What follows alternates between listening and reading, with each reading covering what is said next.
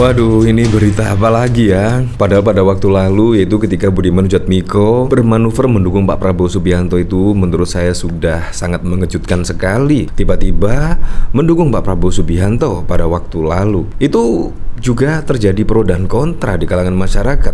Nah, belum selesai, yaitu terjadinya pro dan kontra ketika Budiman Sujatmiko mendukung Pak Prabowo Subianto pada Pilpres 2024. Di sini tiba-tiba ada berita seperti ini, yaitu di sini Budiman Sujatmiko bahkan juga akan mengancam, yaitu menjadi oposisi jika programnya ditolak oleh Prabowo. Bagaimana menurut Anda? Kok tiba-tiba juga langsung berpikiran seperti ini, padahal juga Pak Prabowo juga belum menjadi presiden dan bahkan juga pemilu pada tahun 2024 ya kurang lebih sekitar 5 bulan atau 6 bulan. Tiba-tiba juga mau menjadi oposisi.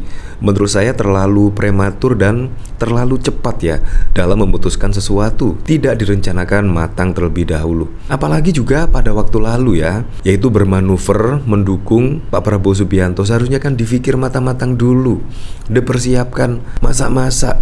Kira-kira kalau Budiman Sujatmiko mendukung Pak Prabowo Subianto, akankah program-programnya diterima dan lain sebagainya? Padahal juga sudah ada konsekuensinya, yaitu apa? Yaitu Budiman Sujatmiko saat ini juga sudah dipecat oleh PDIP sebagai kader. Bayangkan loh, berpuluh-puluh tahun dengan PDI Perjuangan tiba-tiba bermanuver mendukung Pak Prabowo. Bayangkan, padahal juga sudah menjadi anggota DPR RI dari kader PDIP 2 periode. Bayangkan loh. Jadi seharusnya kan kita harus loyal lah terhadap partai, karena partai itu menurut saya pribadi yang membesarkan nama dari Budiman Sujatmiko tersebut. Nah, di sini bahkan juga dikomentari oleh Ari Prasetyo. Akhirnya ketahuan juga apa misinya, ngarep jadi wakil. Kalau programnya ditolak ngambek. Budiman Sujatmiko menyebut Prabowo sebagai intelektual yang kesepian. Dia siap menjadi wakil, tapi juga siap menjadi oposisi jika 6 program yang diajukan ditolak Prabowo. Wow. Bahkan di sini juga Budiman Sujatmiko menyebut Prabowo sebagai intelektual yang kesepian. Padahal pada waktu lalu memuji Prabowo Subianto adalah pemimpin strategik dan lain sebagainya. Tiba-tiba belum saja setahun, belum saja 6 bulan, tiba-tiba langsung berubah pikiran. Wah. Menurut saya sudah terlambat ya. Nah, dari sini saya penasaran ya, kira-kira beritanya seperti apa sih? Yaitu ancam jadi oposan jika programnya ditolak Prabowo. Budiman Sujatmiko, dia intelektual kesepian. Nah, di sini bahkan juga bersama dengan jubir Anies Baswedan ya. Dari foto itu terlihat. Di sini Budiman Sujatmiko akan mengambil resiko kembali berseberangan dengan Prabowo, tidak memenuhi aspirasinya. Ketua Dewan Pembina Relawan Prabowo Budiman Bersatu Prabu sekaligus aktivis 98 itu menegaskan siap jadi oposisi pemerintah jika Prabowo menang dan mengabaikan programnya. Istilahnya terserah beliau lah, kita tidak harus didukung dengan saya. Tapi kalau misalnya itu tidak dipenuhi, begini, andai tidak dipenuhi itu lebih dari 75%, saya akan beroposisi, kata Budiman di DPP Relawan Prabu Menteng, Jakarta pada Jumat 22 September. Mantan aktivis PDIP itu mengaku telah mengusulkan 6 konsep program kepada Prabowo jika menang dalam pemilihan presiden 2024 mendatang. Ke-6 konsep yang diusulkan diantaranya terkait hilirisasi, digitalisasi, dekarbonisasi, konektivitas, optimalisasi dana desa, dan peningkatan sumber daya manusia.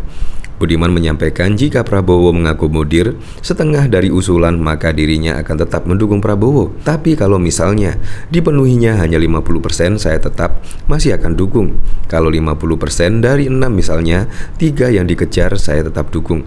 Tapi kalau misalnya dari 6, 5 nggak dijalankan, ya ngapain, ujarnya. Seperti dilansir dari kompas.com. Dari sini saya penasaran ya, kira-kira komentar-komentar dari para netizen itu seperti apa ya di sini.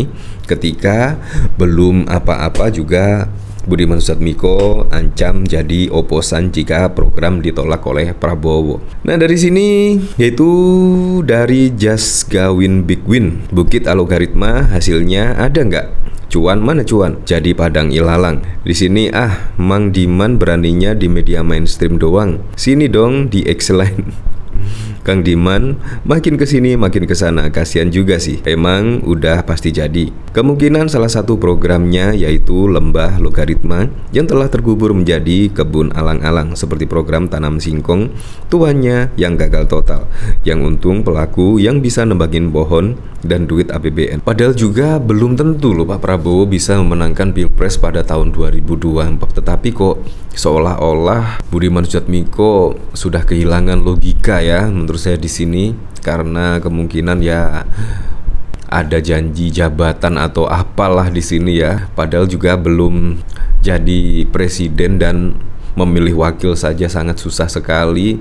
Tiba-tiba ada berita seperti ini menurut saya juga sangat lucu sekali. Menurut saya sih di sini ketahuan jadi belangnya. Haha, mau ikutan Jokowi dengan merangkul lawan politik tapi nggak sampean karena niatnya beda jauh. Udah dipuji dengan segala risiko, sekarang malah ngancem orang yang dia puji. Bisa jadi ini sekedar kekuatan status dukungan saja bahwa dia ngambek ke orang yang dulu dia musuhi dengan sumbang pemikiran, tapi bodoh amat lah. Nah, kadang-kadang saya heran ya, yaitu di sini apakah Budiman Sujatmiko kepengennya menjadi wakil dari Pak Prabowo Subianto ya? Apalagi pada waktu lalu itu juga Budiman Sujatmiko bahkan juga membentuk tim Prabu. Wow, Prabu. Tetapi apa boleh buat, akhirnya pada waktu itu setelah mendeklarasikan Pak Prabowo Subianto menjadi presiden oleh Budiman Sujatmiko, dan akhirnya sampai saat ini juga kayaknya tidak ada berita lagi ya. Selain pada waktu itu kayaknya sudah tenggelam ya. Di sini bahkan aktivis 98 Budiman Sujatmiko mengaku siap menjadi oposisi apabila gagasannya banyak tidak dijalankan oleh Prabowo Subianto. Di sini Budiman mengatakan gagasan itu terkait program kesejahteraan masyarakat yang diusulkan diantaranya mengenai hilirisasi, konektiviti, dekarbonisasi, optimalisasi dana desa, dan meningkatkan kualitas sumber daya manusia. Ya memang kalau dari sini program-programnya menurut saya juga bagus ya di sini. Jadi memang capres-capres di sini yang akan maju di Pilpres 2024 itu memiliki program-program dan juga gagasan yang sangat bagus. Tetapi realisasinya seperti apa besok ya kita sesungguhnya sudah bisa melihat kok dari track record, dari rekam jejaknya. Kita sudah bisa melihat mana yang akan terrealisasi dan mana yang akan tidak terrealisasi. Karena apa? Karena kalau dari Anies Baswedan, Anda tahu sendirilah track record dari Anies Baswedan. Pak Prabowo Subianto juga Anda kemungkinan juga sudah tahu lah melihat rekam jejaknya. Ganjar Pranowo juga Anda secara tidak langsung juga pasti mengetahui lah dari jejak-jejak digital, program-program mana saja yang terrealisasi, pasti secara tidak langsung Anda juga sudah tahu. Jadi jangan sampai salah pilih lah pada Pilpres 2024 mendatang. Pilihlah dari hati nurani yang paling dalam, dan pilihlah capres yang memiliki rekam jejak yang paling bagus. Karena pemilu itu adalah memilih calon presiden yang benar-benar terbaik dari yang terbaik.